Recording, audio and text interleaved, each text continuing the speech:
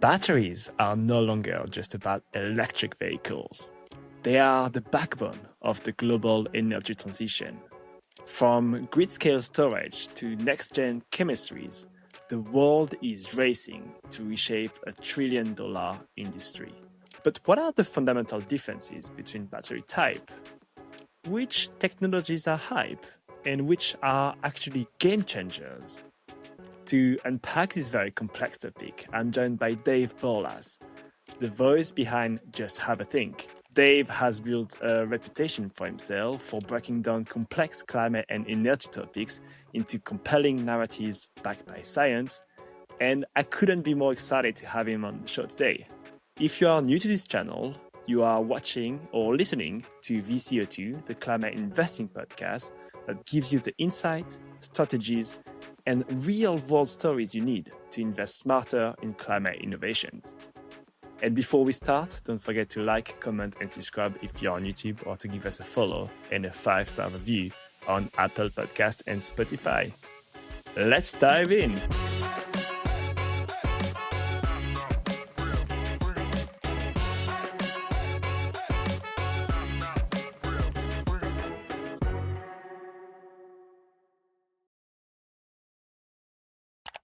Just a short disclaimer before we start. I know I usually interview climate investors, but today I really wanted to talk with Dave Borlace because he's an expert in climate technologies and an amazing content creator. So shout out to Dave for accepting this interview, and I hope you enjoy it as well. Dave, welcome to the show. How are you? I'm very well, thank you, Hugo. Good to see you.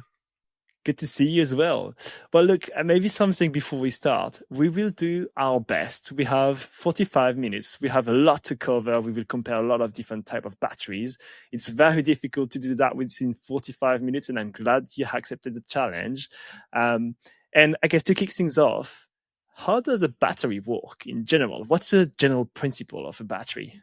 General principle of a battery is to store energy to be released at a later date when you need it. That's the very, very basic principle. And in general terms, the typical battery does that by having two electrodes either side of an electrolyte.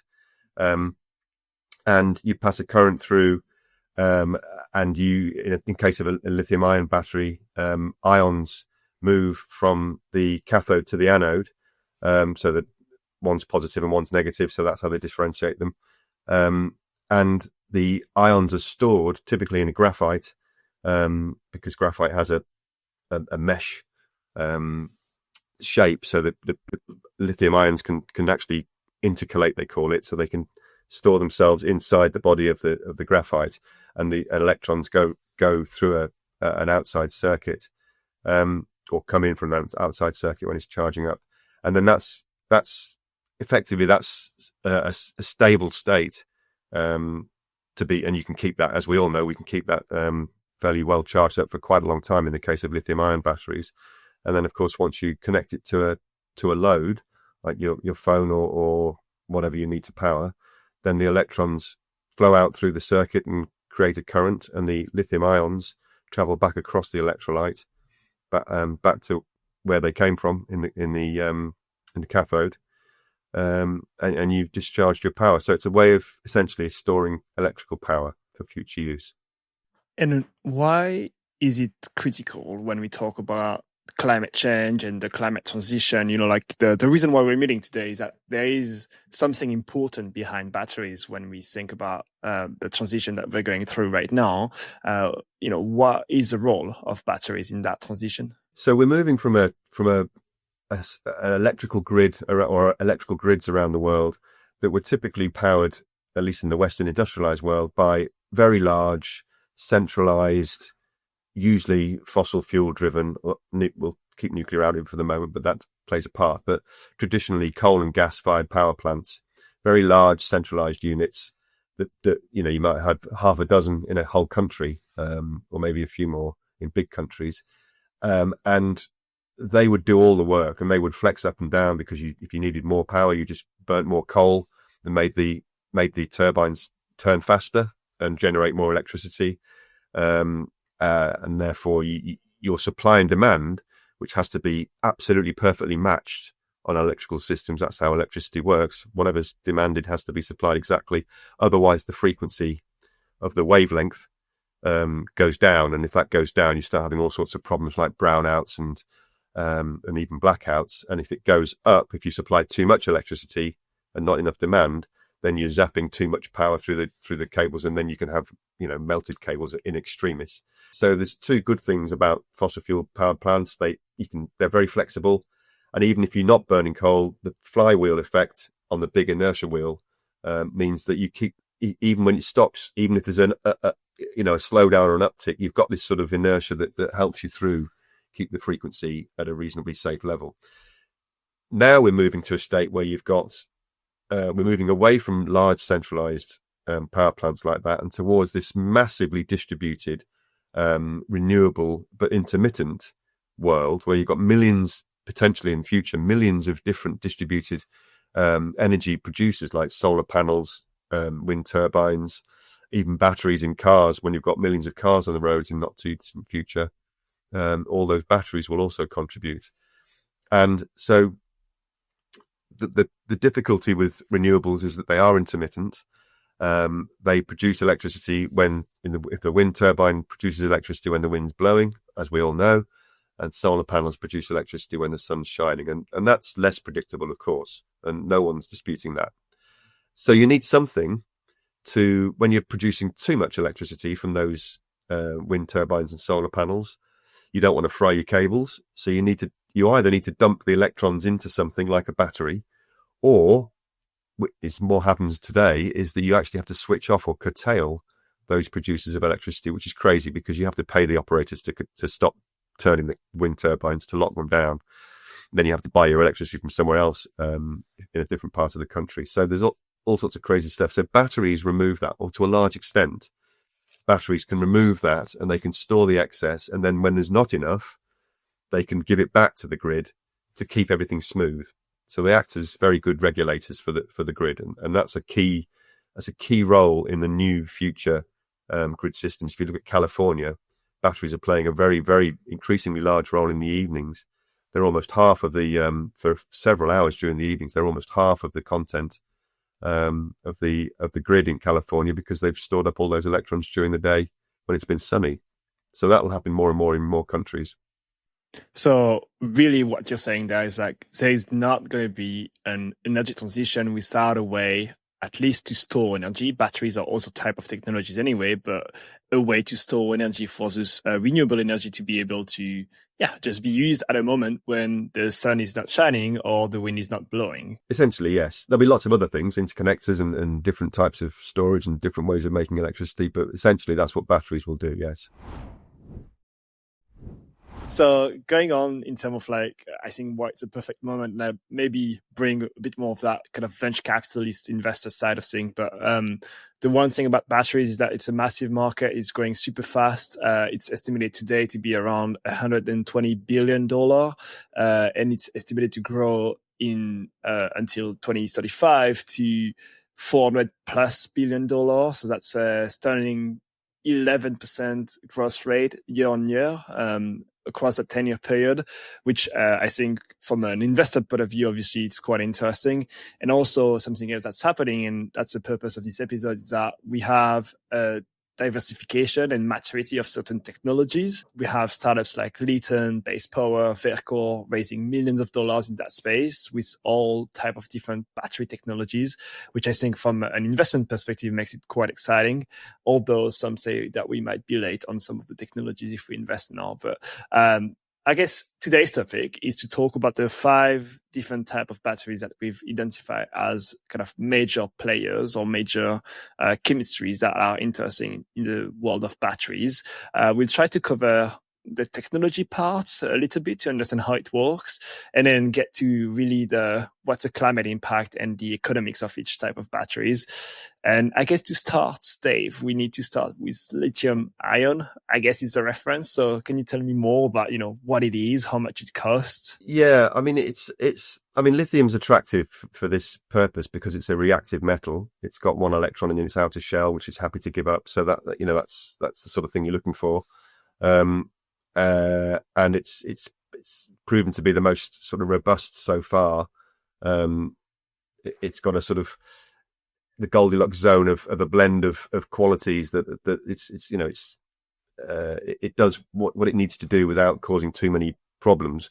It's not without its difficulties, but many of which have been developed over the last 40 or so years since it was brought into existence. So it's become, it was really developed in the 80s, and it was really designed to be in small electronic things like Sony Walkmans and what have you. But it was so useful that it didn't take long before it was being used in larger implements. And then, of course, it's become completely ubiquitous all over the world. So it's become the default battery. I think costs, it's not that long ago, maybe less than 10 years ago, since it was probably £600-700 dollars rather per kilowatt hour for a pack price, and it's just recently gone down below $100. In fact, there's some quotes of something like $54 to $60 a kilowatt hour for in China. So that's a very steep drop in prices. Same as solar panels and wind to a certain extent as well. So all these renewables are going down in price. And again, that's largely because of the volume, because of the concentration, mostly given by China to developing them in a really big way. And obviously, I'm sure we'll talk about China at some point later in the video, because you can't really talk about batteries without talking about China. So it's really by dint of sheer volume, the technology that got there first became ubiquitous. It's now got the economy of scale. And that's why it's in everything today.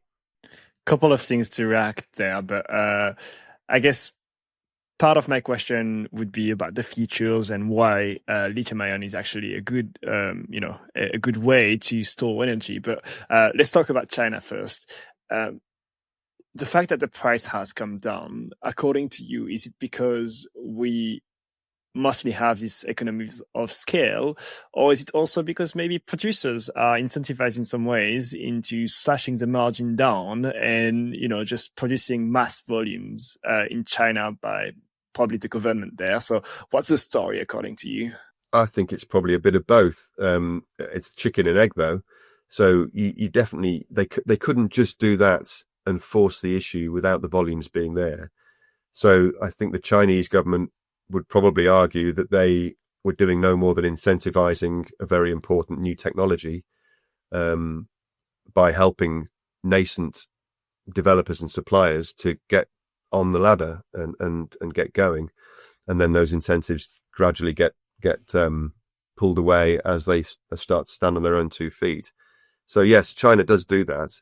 I think it would be disingenuous, I'm not suggesting you are saying this, but some do, that Western suppliers don't get anything like those sorts of incentives. Western suppliers get lots of incentives in lots of different ways. You could argue China's just a little bit more transparent about it, which is ironic, but there we are. That's a debate for another time.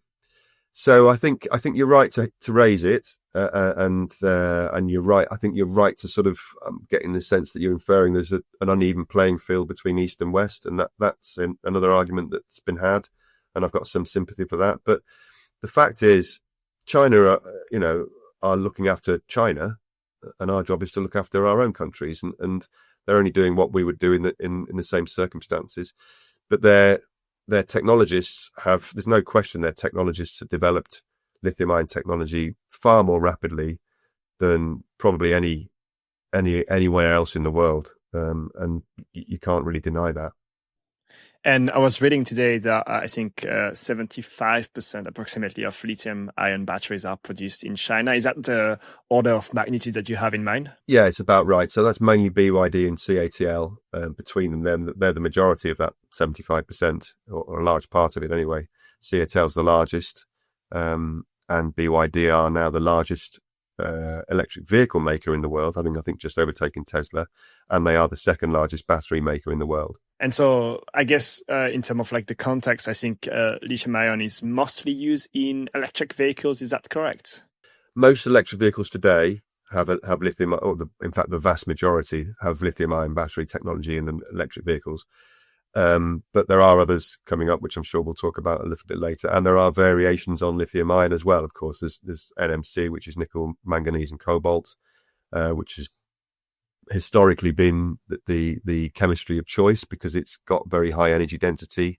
But of course, more recently, it's become quite expensive. And of course, there's an environmental impact that's very, very prominent in the news feeds about the scarcity of these commodities, and in particular cobalt, because of the way it's mined predominantly in the Democratic Republic of Congo. So now there's lithium iron phosphate, which doesn't have any manganese or cobalt, and not quite so energy dense, but they've developed it quite well, and it's pretty good now. It's up there pushing toward 200 watt hours per kilogram, which is, you know, an NMC battery by comparison is about the best ones. The Tesla ones are probably about 260, 270 watt hours per kilogram.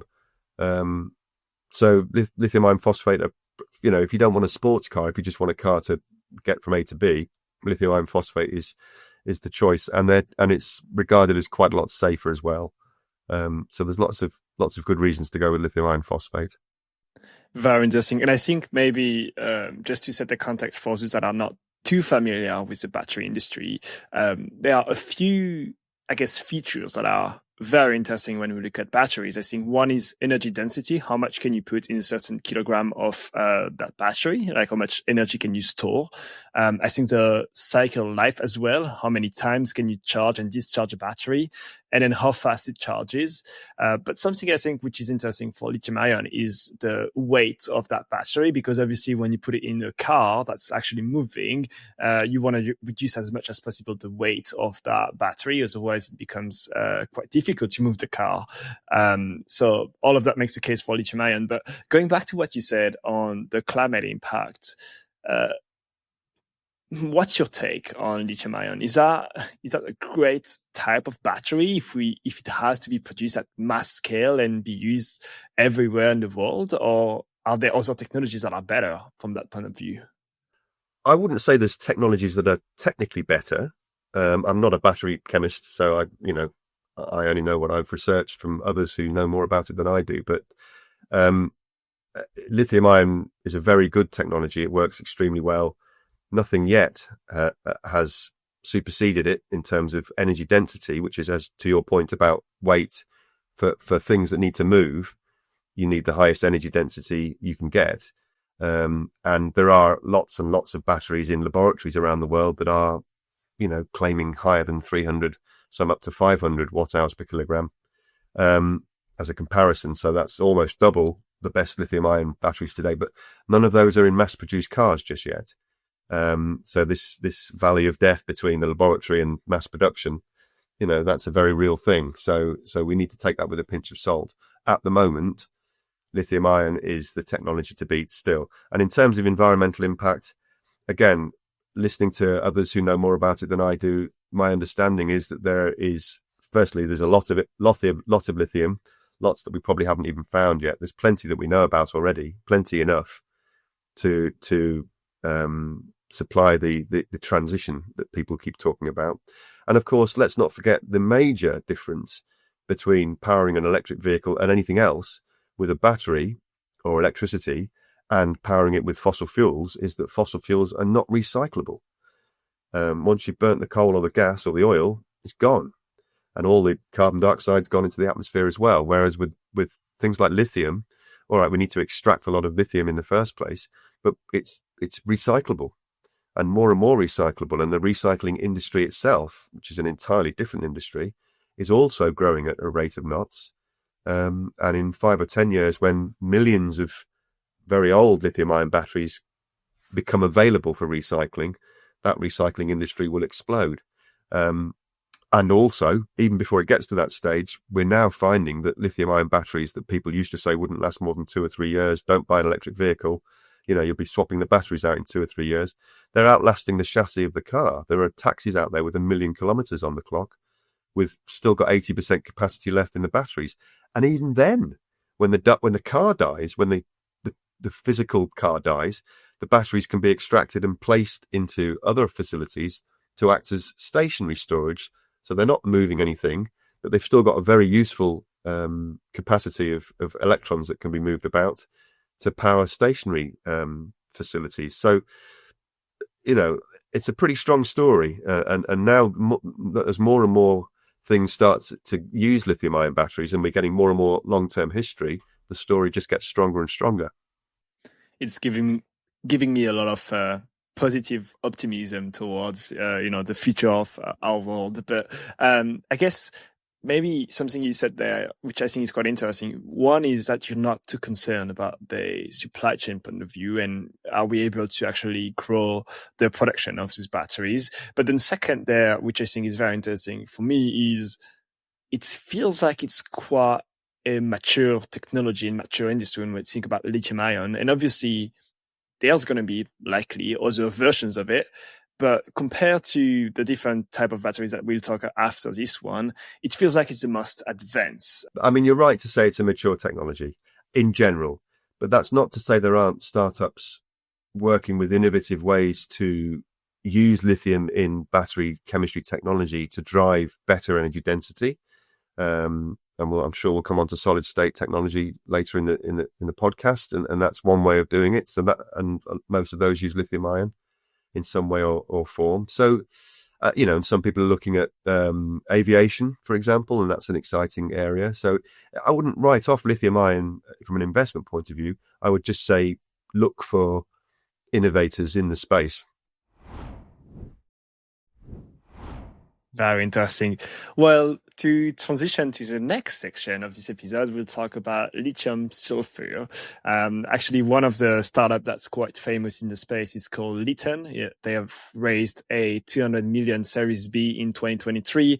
They've now secured a 650 million LOI from the Export-Import Bank of the United States. So quite an interesting startup there. And the technology as well is quite interesting. Maybe you want to talk about the technology first, and what's the difference between lithium ion and lithium sulfur, and as well as the energy density, right? Like I think it's quite an interesting feature there. Yeah. So again, I'm going to be very simplistic here because again, I'm not a chemist, but in a lithium sulfur battery, sulfur actually reacts with lithium to make lithium sulfides. And that chemical reaction releases the electron. So it's a different way of, you're not shuttling ions from one electrode to the other. You're actually causing a chemical reaction between two chemicals that then releases electrical energy. So it's it's a completely different principle, in fact. In theory, it's a lot safer, but it has its downsides. There's a thing called polysulfide shuffle where you get the lithium ions and the sulfur reacting first, and then they make these polysulfides, which then go across from anode to cathode, and they bounce. They have this tendency to bounce back and forth, and it's difficult to control. So there've been challenges for these sorts of developers like Lithium to control that process or that phenomenon, if you like, and they're able to put surface coatings onto the electrodes to try and dampen that down and stop it happening. And these are the minutiae of, when you get into the real microscopic chemistry of how these things work, you are literally looking at microscopic level on the edges of where there's an intersection of two things, like the electrolyte or electrode. Microscopically, where they meet, that's where the action happens, if you like, and that's where strange things can go on, and that's where a lot of the work takes place to treat those surfaces to make them work properly. So a lot of that work's happened. As you say, Lithium's leading the way. Lithium sulfur's got a very interesting potential future. They're sort of pouch cells. Energy density, I don't know off the top of my head how that compares. I have something in front of my eyes on the screen, which says that a typical lithium ion goes anywhere between 150 to 250 watt-hour per kilogram, and the lithium sulfur would be up to 450 watt-hour per kilogram, so twice as much almost. Yeah, I think that's probably best case scenario, I would imagine. I don't know if Lithium have got to that level yet, but I'm sure that's what they're shooting for. And that suddenly starts to get very interesting, because some people say when you get to 500 watt-hours per kilogram, you start to be interesting for things like EV tolls and things like that, electric vertical takeoff flying machines that could possibly carry passengers.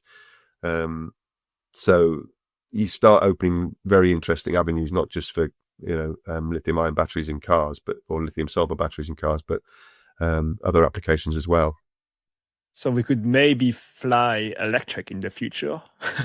We will 100%. I mean, we already are. There are already electric planes.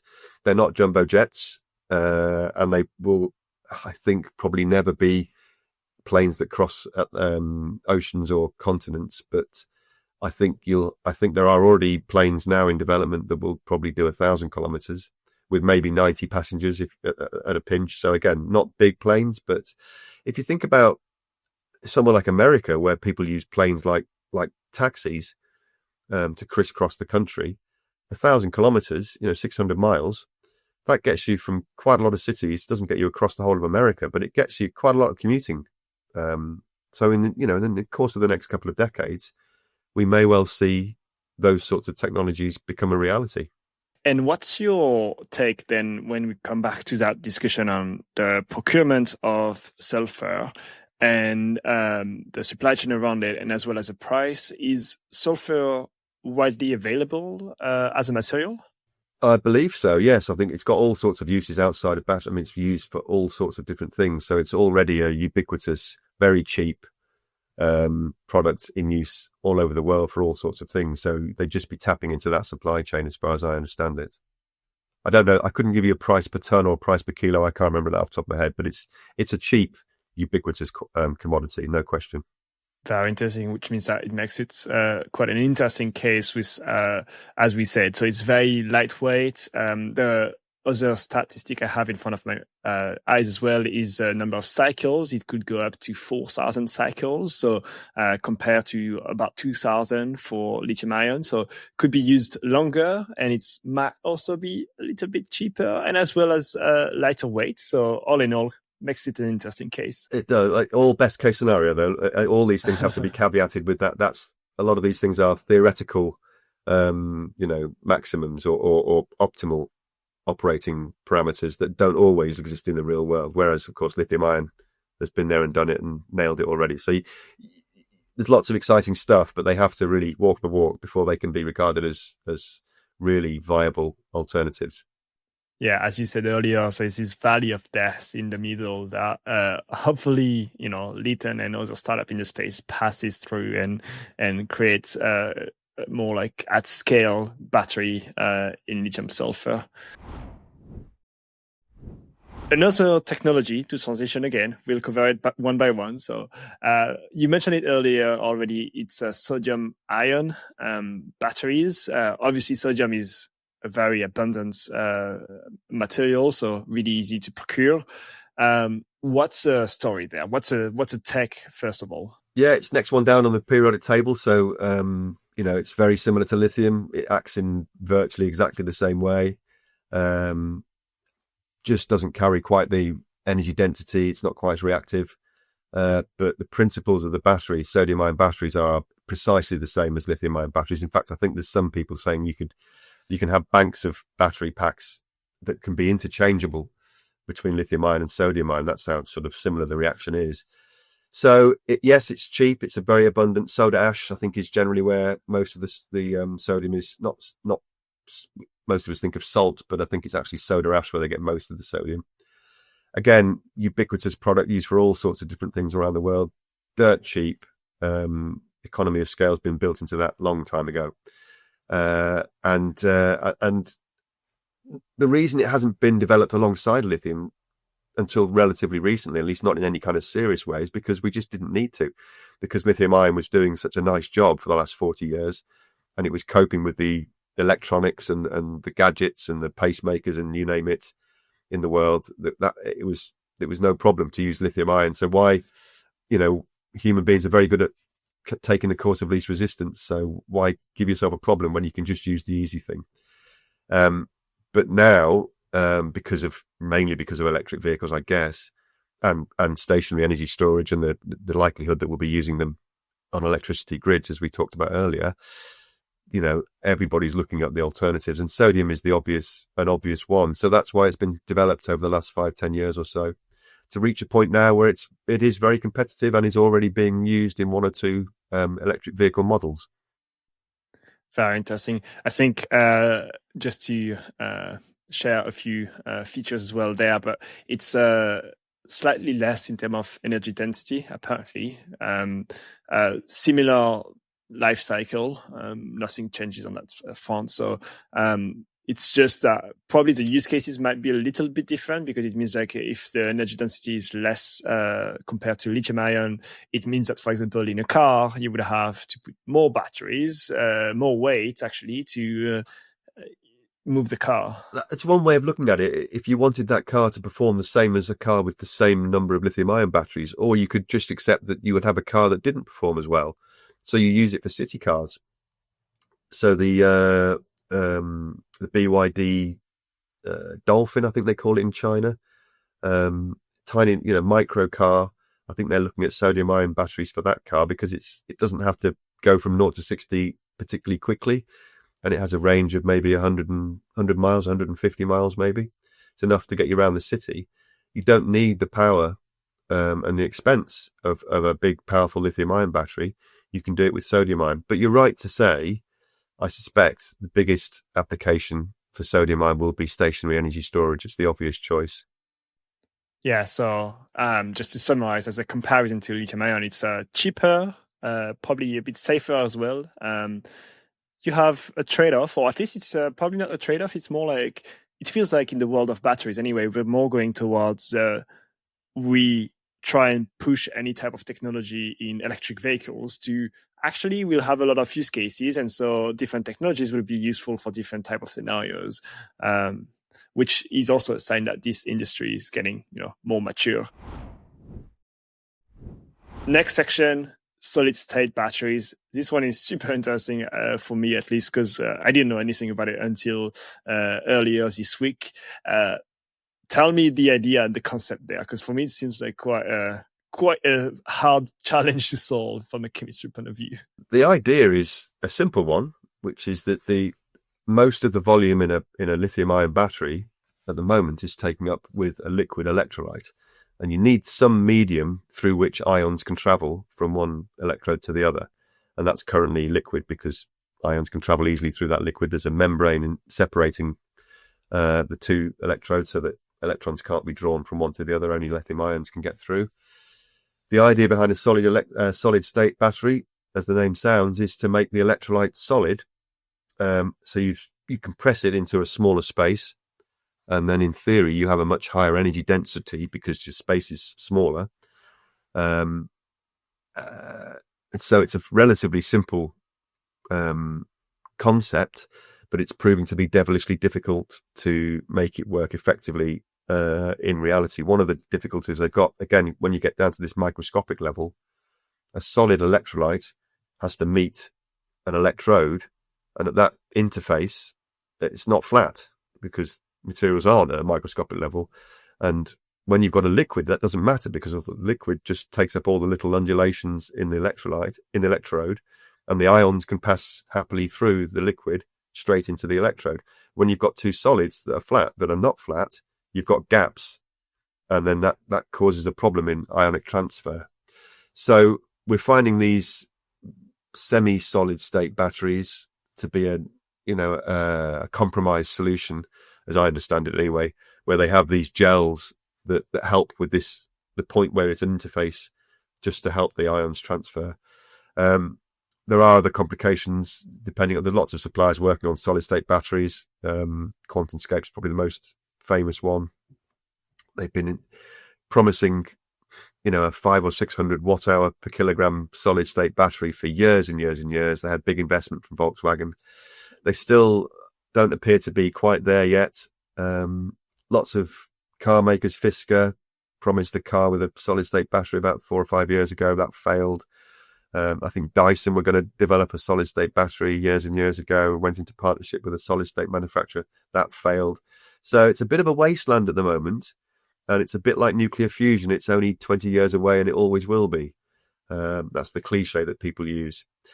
I think it will happen because it's very, very close. And I think they are now just ironing out, the last bits of detail. I mean, there are already we have already very tiny solid state batteries in things like pacemakers, but they're, tiny things work on a slightly different principle, but it's this fact, factoring them up to large scale mass production for things like electric vehicles. That's proven to be very challenging. Lots of interesting things to say about solid state, because on one side, when we think about an area of innovation where a lot of companies fail, but there's still advancement in the technology, it means that if you pick the right technology and the right startup or the right company that will actually make it real and make it at scale, that is an investment area which I think is quite interesting from a venture capital perspective. The other thing I want to say is it's funny because you mentioned a few names, some startups, but also some very big corporations or car makers or Dyson, for example. Very interesting to see that there is also this type of what we call incumbents, the big companies also trying to innovate in that space, which is, from my perspective at least, quite interesting, because traditionally they haven't been as good as innovators as we would like them to be, and startups are usually the other way around, right? I think, in essence, what we've had, I think, in the last 5, maybe even 10 years, certainly the last 5 years, if you go back before COVID, electric vehicles were very, very rare. And then COVID happened and China got very, very busy. They took the opportunity to really ramp up development of their industry and came out of COVID very strongly. And I think incumbent manufacturers, the big ones that we all know, were quite complacent, in my opinion. They all thought, well, how hard can it be to make an electric vehicle? We know how to make a car, the chassis of a car and the frame of a car and the chairs and the dashboards and the steering wheels and the wheels. It's all the same. So then we'll just go and buy a little battery company and bolt batteries on instead of bolting engines on. And they have found that not to be quite as easy as they thought. Not only does it involve quite a lot of tooling differences and setup differences in a lot of factory changes and very costly investments in new tooling, etc. But you can't just pick a battery and bolt it onto a car and expect that to perform as well as the people that are really doing it quite seriously. And so we've had all these compromises of essentially cars that were designed to be internal combustion engine cars with batteries sort of shoehorned into the same shape, which is not ideal. To make a really good electric vehicle, you start from scratch. And that's what the Chinese did. They started with a blank piece of paper. They didn't have a large, existing automotive industry in China. So they started from scratch, and they've made brilliant electric vehicles designed to be electric. So that, they've got these skateboard platforms and lots of space inside the cabin, and the wheels are all as far into the corners as possible. And they're just better cars. And I think that's what's happened. That's why we're not seeing the level of success, or we're seeing lots of failed projects. Existing automakers being very complacent, thinking it would be quite easy, and finding out that it's very hard and very expensive. And when you produce a product, people don't necessarily automatically buy it because they're finding there's something cheaper and better coming from the East. For sure. And I think that that story for the cars holds true as well for the batteries inside the cars.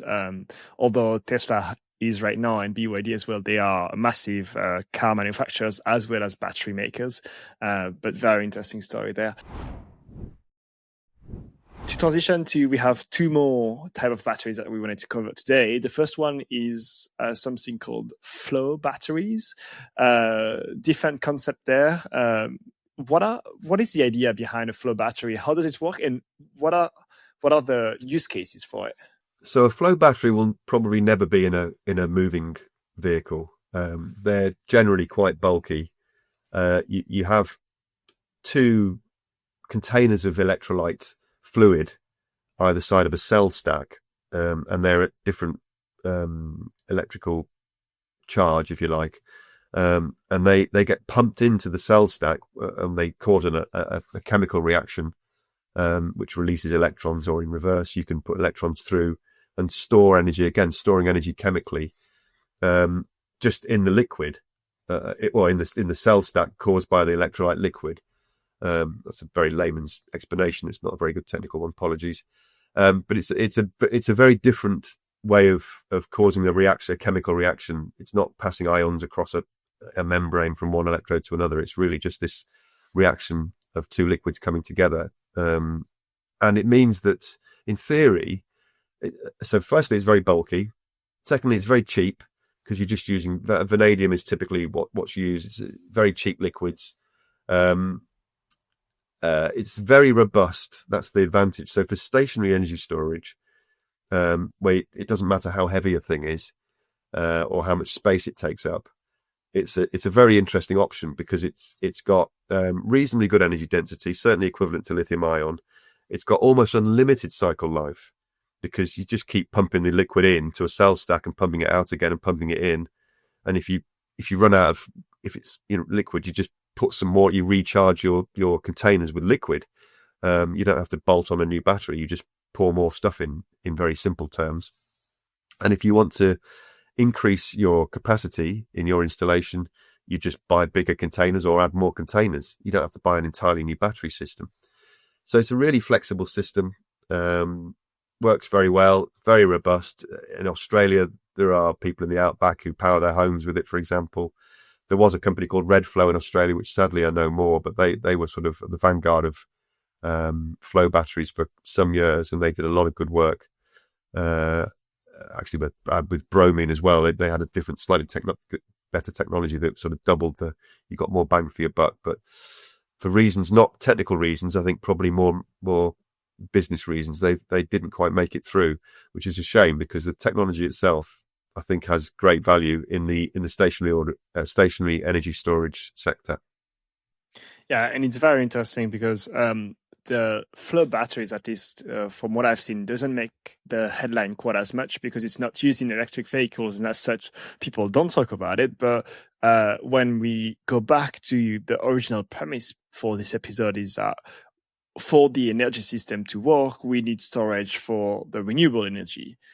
And really, we don't care so much about the weight of the batteries for renewables because it's not going to be used in a moving environment. It's going to be stationary anyway. So it's interesting to see that it's not talked about as much as you would think of it, right? Yeah, I think it's, as you say, it's just not as sexy, I suppose, as lithium ion. It doesn't move nice big flash cars. It's just a very boring, and again, a lot of this stuff is, a lot of the transition is boring engineering, or not boring in my opinion, but for most people, it's engineering isn't the subject they would choose to follow, but it is just an engineering challenge. This is why it's frustrating for people like me to talk about it. And the debate gets so heated about it's not really a debate. It's just a process. It's an engineering process that we're in the middle of going through. We're kind of halfway through it already. And no one's really noticed from a consumer point of view. It's just happening in the background. And a lot of it is just dull old engineering. And that's what flow batteries really are. They're not a very exciting product. They're not very pretty to look at. They're just great big plastic, crates of liquid. And they sit in the back of a warehouse somewhere, just quietly doing their thing. Yeah, and I had an investor on the podcast that actually had this kind of investment thesis that was he invested only in what he called boring technologies or things that are behind the scene and not sexy. But ultimately, there are use cases for that as well. And, the flashy and new thing is not always the best. But look, in the interest of time, we'll go very quickly through the last type of battery that we wanted to explore today, which is aluminium batteries. I think this one is a bit more nascent, if I'm correct, a bit more of a new technology. But what's up with aluminium? Yeah, again, not one that I'm brilliantly au fait with. It is very nascent, aluminium-ion, and I think that works in a similar sort of way to lithium-ion. But I think it's regarded as a lot safer. It's got lots of potential. It's another one of these where lots of potential. Potentially, it could have very high energy density, but hasn't at the moment. And so, in terms of the technology readiness ladder, I think it's still quite low down, on the first or second rung of the TRL ladder. So it's very early days. I would regard that as a theoretical lab development process that's probably several years away from coming to fruition, to be honest. Yeah, a couple of things people say about aluminum batteries is that the price of aluminum on one side is quite cheap. It's widely used today, so we have it widely available. It's easy to recycle, so from a climate perspective and impact perspective, it's actually quite good, and it's abundant as well. But as you said, the few numbers I have right now in front of me is that in terms of the energy density is approximately half as much as lithium ion, so not quite there. Probably will be used for longer, which is quite a great thing, but also takes a lot of time to charge, and so therefore it's not the best use case for electric vehicles, for example. Probably will be used for something else.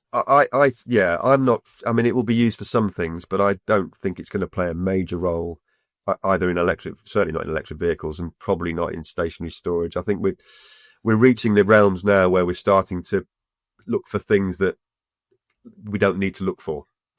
We've got so many solutions, and we haven't exploited all the solutions we know about yet properly before we start looking for new ideas. A lot of this stuff very quickly, but a lot of this stuff comes from chemists are brilliant in laboratories at finding new things and finding new ways of making things happen. And that's fascinating and interesting. But, just because you can doesn't necessarily mean you should. Yeah, and I think I'll give the contrarian opinion there, at least compared to yours, is that at least from an investment perspective and for venture capitalists that invest in new startups, there's something very exciting with new technology. If there's a potential breakthrough for replacing the big, lithium-ion battery makers with something new, cheaper, faster, with less impact on climate. We are at the end of this episode. One last section that we always do in this podcast is called the fire questions. You'll have 1 sentence maximum to answer this question, so it's a very quick and easy. Are you ready for that? I'll try. Let's do it. So what is the most overhyped battery technology today? Solid state. What's the most under the radar innovation? Well, I mean, it could be flow batteries. Might be liquid air. Cryogenic storage of energy in air is an interesting one. There's a company called Highview in the UK that are pioneering that, so that's one to watch. Very interesting. I was about to ask, what's one battery company that we need to watch for the next 3 years? Well, you mentioned Lyten. Amprius are very interesting in the US with silicon anodes instead of graphite. Gotion, which are a Chinese American company, they're probably at the forefront of solid state, possibly closer than QuantumScape actually. So that's Gotion, Gotion. Very interesting company, making interesting noises at the moment. What do you wish, I guess, more investors or more people in general understood better about the battery ecosystem?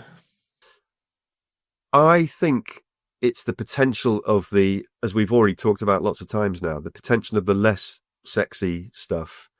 The volume involved in boring stuff is unbelievable. It's eye-watering. When you're talking about stationary energy storage to back up, national grid systems, the volumes there from an investor's point of view are incredible. Yeah, for sure. What's the biggest barrier to accelerating the transition to a cleaner system from an energy perspective? From an energy perspective, the biggest barrier is the fossil fuel industry. There's just no two ways about it. There's an absolute ramp up of activity and the propaganda machine in the fossil fuel industry to desperately stop this transition happening for as long as they possibly can. And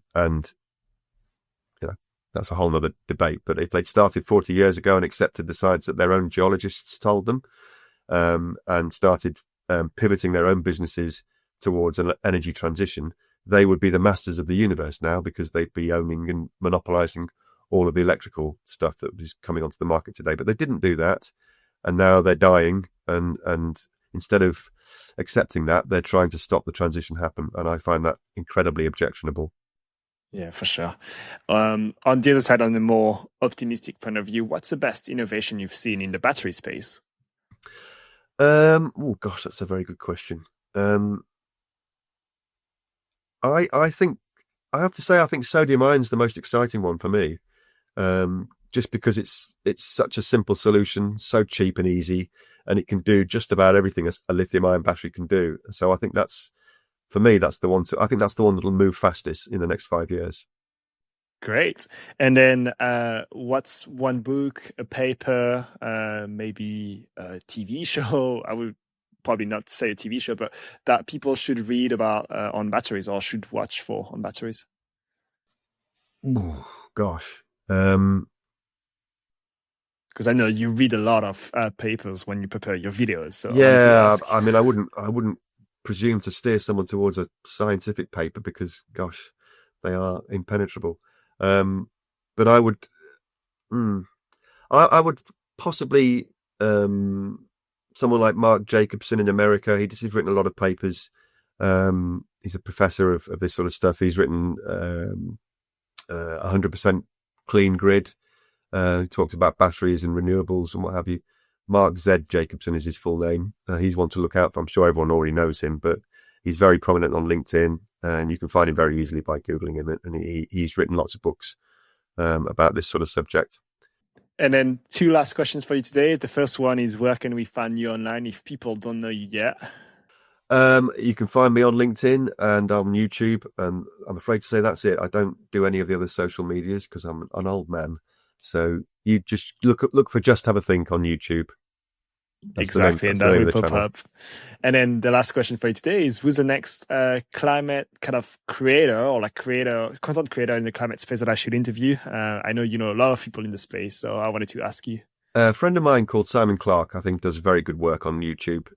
He is an atmospheric physicist, but doesn't limit himself to that. Has branched out into very similar things to the things I look at.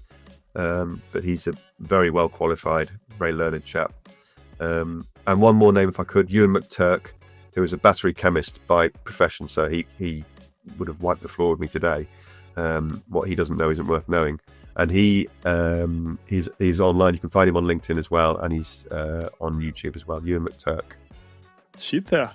Well, thank you so much for today. I really appreciate that you took the time to walk me through the battery topic, which I think is fascinating. I think it will definitely help us in the fight against climate change, or otherwise put, I don't think we can do without it. And very interesting as well from an investment perspective. I think a lot of startups are trying to innovate in the space, and there's a full supply chain, as you said, also like for recycling as well, which is super interesting. So thank you so much for that. And listeners, if you like this episode and if you like the show, don't forget to like, comment, and subscribe if you're on the YouTube channel, or give us a follow and a 5-star review on Apple Podcasts and Spotify. Thank you so much, Dave. My pleasure, Hugo. Good to speak to you.